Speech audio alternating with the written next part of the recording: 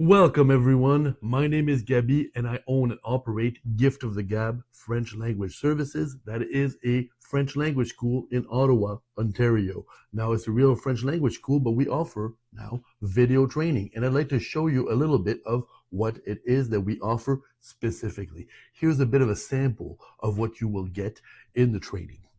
First of all, the entire training focuses on the criterias, les critères d'évaluation. Now, these criteria here, very specifically, are the ones that you would get from the Public Service Commission after an oral test. An oral test, sure, but these are good criteria for all of French language training, and very specifically, they are the exact same criteria, the exact same standards as every language in Europe for immigration purposes and so on, same for Canada. Alors, let's check them out. Aisance et élaboration will be the first criteria. Aisance means to be à l'aise. À l'aise means to be at ease. That's a bit of how I teach. I put a lot of equal signs. You already know French because you know English.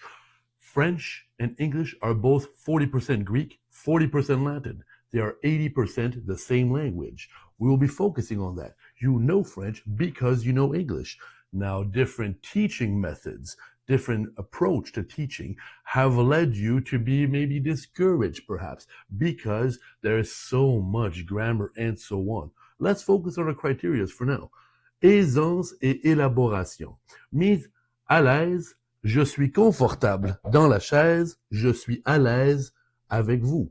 I'm comfortable with you. D'accord? I'm comfortable speaking. And élaboration. How much can you elaborate before you become uncomfortable? Can you still elaborate when you are uncomfortable? Will you become comfortable or uncomfortable because we are going into greater depth? That is the criteria. We'll be back to that one. Ensuite, le vocabulaire précis. Précis doesn't need to be fancy, it doesn't need to be elegant, it does need to be accurate. Sure, there are more professional terms, but precision above all, accuracy. And so, a great example, le mot parce que. Why? Because. Why? Because, parce que. Pourquoi?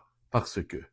D'accord? Parce que will mean because. And that will be a great way to explain. I could go into greater depth and more elegant and try to be fancy and try to show off some skills. Now, bear in mind, it is always your responsibility to show off your skills. But maybe they're the wrong skills if I'm trying to go fancy and complicated and so on. Not really the objective here. Alors, quelque chose, par exemple, how do you feel about telework? Well, you see, in light of, due to, in recent event, in this optic, I believe that, tell me that I agree with it because. I do agree, I don't agree because. Share your views, and so on. Vocabulaire précis will matter. Also, sometimes it can bring a lot of accuracy in the sense of, he's always late. Always? He's not always late. He's late, and he's late often enough that we've all noticed. I can't say he's always late. That's always late. That would be an overstatement. And so accuracy is what we're looking for. I can't say that I start at 9. Every day I start at 9. Sure, in a common conversation with friends, but flexibility is standard to English. En français, it's very rigid. So I typically start at 9. Je commence typiquement à 9 heures. Parce que, very good word, accurate word, etc. Vocabulaire précis, it will matter. The choice of word that you use will impact the message. Grammaire, a lot of language schools, a lot of the French language overall and teaching French, well, it has been designed for children. Pourquoi? Long ago, we had a monarch. And in France, there was a king, d'accord? A king and queen. And, well, I guess they went over the board. Whatever it is, their heads came off. But at the time, they were the only ones. The subject, the king and his subject, were the only ones with education overall. We need a lot of laborers back then. Let's go with that concept. Alors, we had to create Charlemagne, years later, decided everyone needs to know how to read, how to write, and how to count. And so we need to teach the children of the nation, les enfants de la patrie. Very good. Well, what happens here is that it's designed for children. Now, children need to lift their hand before they can speak. They need to ask permission to go to the bathroom. And if they want some dessert or something like that, well, may I please have some? We treat children very differently than adults. Now, it's crucial that children at that moment in their life, en français, they learn certain grammar rules because it will stick to them forever. And we could say that someone is not so well spoken or not so grammatically correct with small instances. We could notice someone's bad grammar might have a big effect, but that is not for adults. That is known as pédagogie. Now, what we have here is teaching methods. I'd like to point out that gabarit means a template. For you to have good aisance, to feel comfortable, I have a lot of gabarit, which has my name in it, so I like to use it. A lot of templates. You should be comfortable because you will know how much should you elaborate, how much information should we share. Sociolinguistics are going to be, this is a term that's here because I'm going to explain a few things here.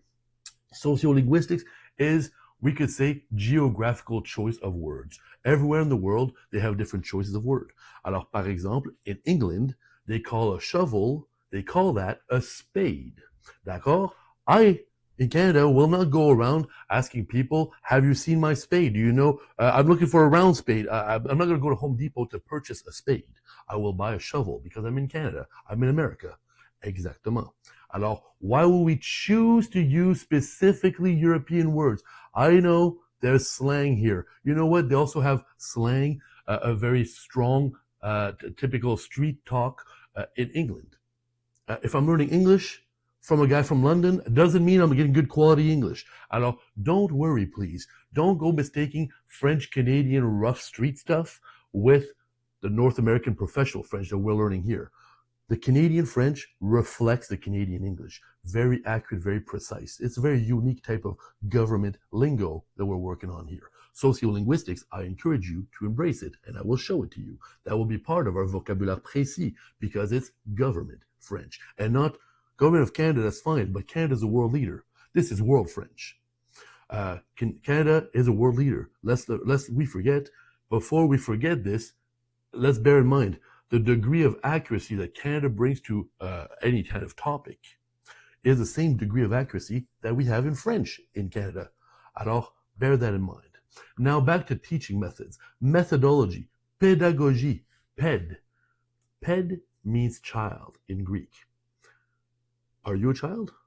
I don't think so. Maybe you learned French before. You have some degree of French. You have some degree, maybe you have no French at all. But if you've seen, you've been offered some degree of French. It might have been as a child. And if not, it might be by a teacher who treats you like a child. Now, here's the thing. I went to English language high school. I was a champion in French, but I went to an English high school, an English school board. In high school, at the highest level of French, no one in this country, anywhere else either, had to deal with deliverables, had to deal with the stakeholders, had to deal with meeting minutes or the agenda. Those are government terms. Those are professional terms. That's terminology. That's the stuff that you have to deal with. I will teach you a French that resembles your English, an adult form. Alors, you have your own, very specifically you, my friend. You have a very specific choice of word because you have preferences. Some people like to say the word generally. Some people like to say generally speaking. Well, whatever you like, that's what you'll get.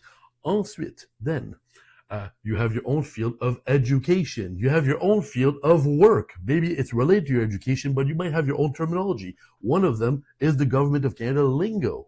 Stuff like that. Alors, we will be focusing on these, those specific vocab. What we don't need is intensive grammaire. Many schools are just teaching you pédagogie. They're teaching you the same way they were taught when they were children. And that has been perpetuating for 230, 40 years, ever since the Revolution. Now, here's the idea. I know French belongs to France, but we're not exactly a castaway nation who didn't really make it. Canada, again, is a world leader. Our input in the French language is crucial. And grammar, focusing only on grammar, well, that could treat you, that will be very demotivating to you.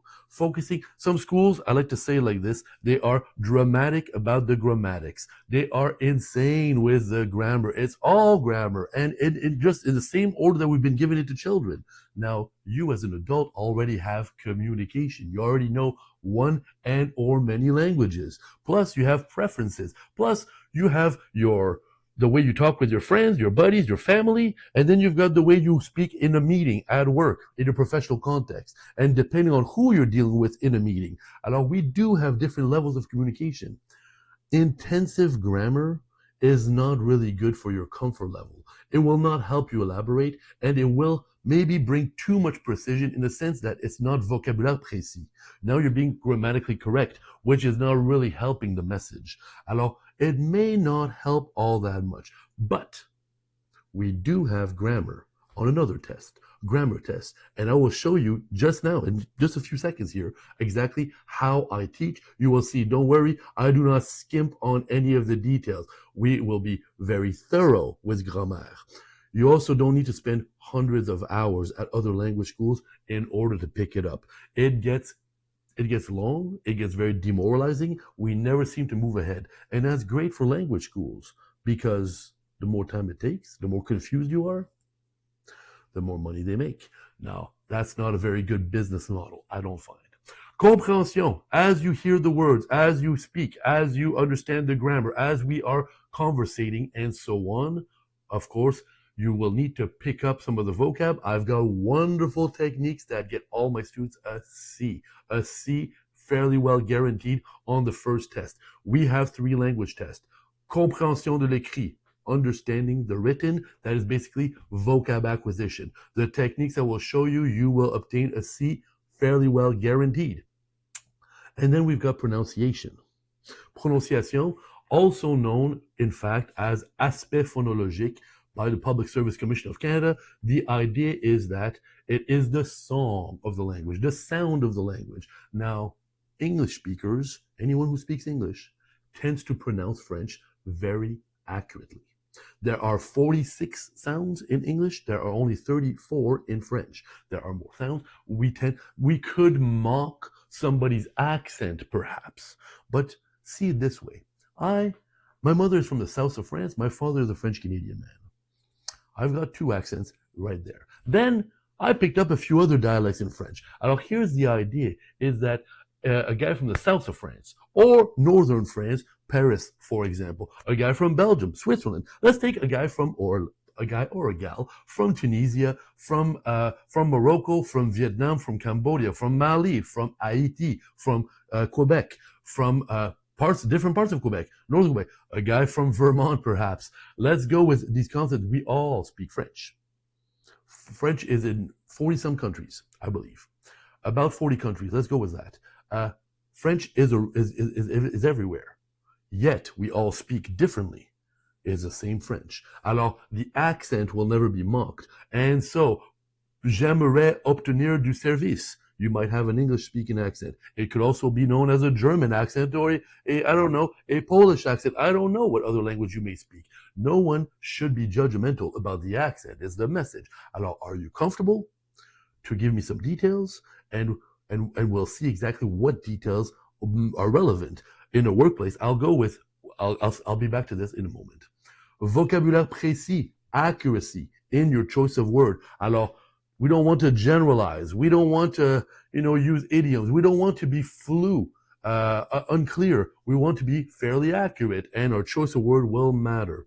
Grammaire in oral communication, not crucial, not as important as some people would like you to believe, because they're maybe after your wallet rather than your well-being or your professional ability to work in French. Working in French is very different from knowing French. And then compréhension. Do you understand? If you understand me, which you will, which you surely do, you will do fine. And of course, we don't have to worry much about la prononciation. But of course, there will be some sounds to the language, a sound to the language that's different. For example, in English, I could say high pitch, and it doesn't really matter.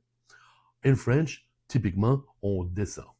On descend le ton. On baisse le ton, and that's how we do. Now, you know French because you know English. Let's take a look at that. Ladies and gentlemen, that was the Critères d'évaluation at Gift of the Gab French Language Services. This is how we teach. This is how I teach. This is the video training. Please log into GiftoftheGab.fls.thinkific.com in order to get access to the program. Please enroll. You will learn exactly the French you need to know. The criteria here are the basis of all the teachings. This is the exact criteria from the Public Service Commission. This training is designed for you. Thinkific is a wonderful platform for education, very specifically. It makes matters a lot easier. In case you're not sure, check it out. Please, GiftoftheGab.fls.thinkific.com or check out the website. Thank you so much.